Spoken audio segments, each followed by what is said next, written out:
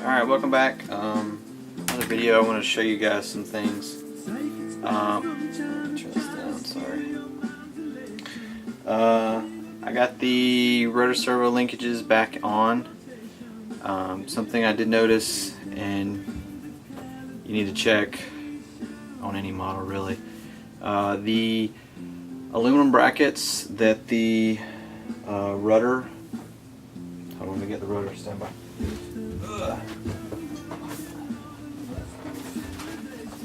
So typical, here's your rudder, two carbon rods. These go into the in the fuselage, and then you got those clamps.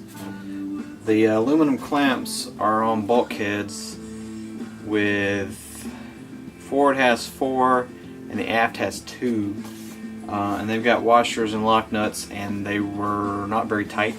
So check those, tighten them up.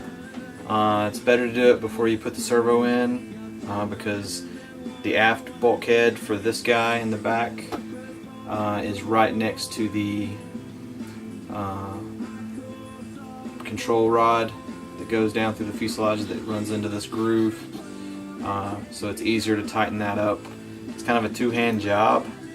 I had a little wrench that I put on the lock nuts, and as I turned it, it would basically hit the fuselage, allow me to tighten it enough to get them done. But it's easier with two people.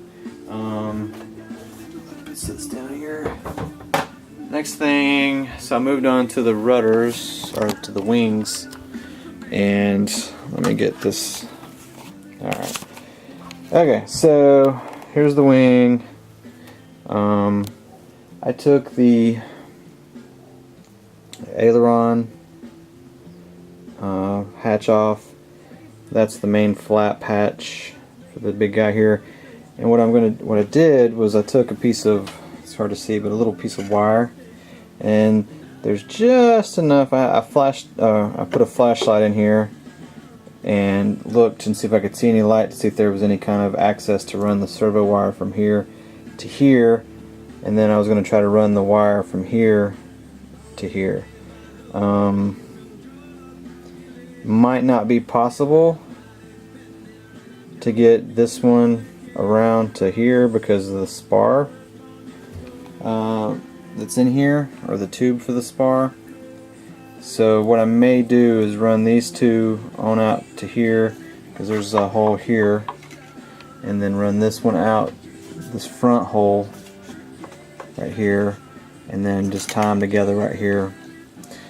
It'd be nice to get them done all to a point in here, and then add my S-bus box and just have one lead coming out, but we'll just see.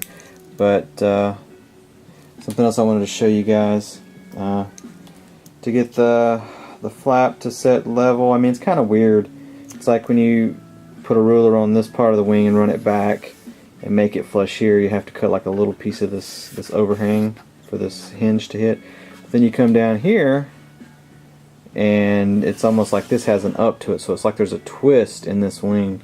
So I don't know where the best place to make the wing level, or if, make the wing level here, or make the wing level here, the flap level with the wing surface here or here. I don't know. I gotta figure that one out, because if you look at the root, it almost kind of has an up, and then when you come down, it's more flush or flat.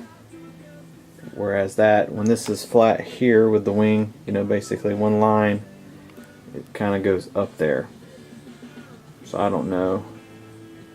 Might be better just to go ahead and make, that a little bit there. No, because when you get down to this end of the wing, it's quite a bit of a down angle. You can kind of see it there. So if you make the wing level, yeah, so that's what I'll do. I'll just make all this level, and I'll talk to some people how they did theirs. But something else I got to do here is, it's hard to see. Get the light on it here. But you see this little rod there? That goes down to that front gap. This piece of the, there you go, you can see it there. That covers the gap on the top. Well,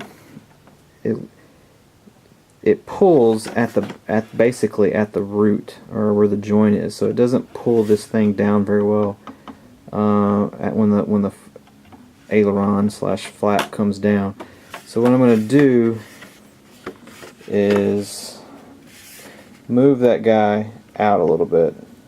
There's still room because you see they cut this groove in the thing already, so if I just move it out about a ½ inch, it will actually, when this thing comes down, it will actually pull this with it instead of just like pulling at the root. It doesn't, I mean, it just, you know, it's a lot easier to pull it. See, you can pull it right there. It doesn't really bring that guy down with it, but if you moved it out a little bit away from the hinge line, it would pull better. So that's probably what I'm going to do. And that's just one of their plastic hinge bases. They've just left the center out of it and glued it in. So I'll probably keep the same mount, just take a Dremel and just kind of clean off the epoxy, and it'll probably pop right off, and then I'll just move it out and glue it. So that I'm going to do too. So, but I'm about to move on and get these hatches.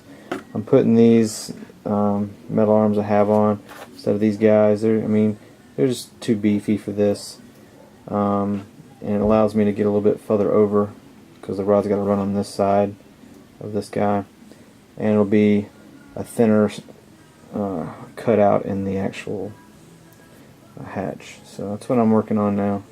So just wanted to show you guys those few things, and I'm going to get back to work. So you guys have a good one.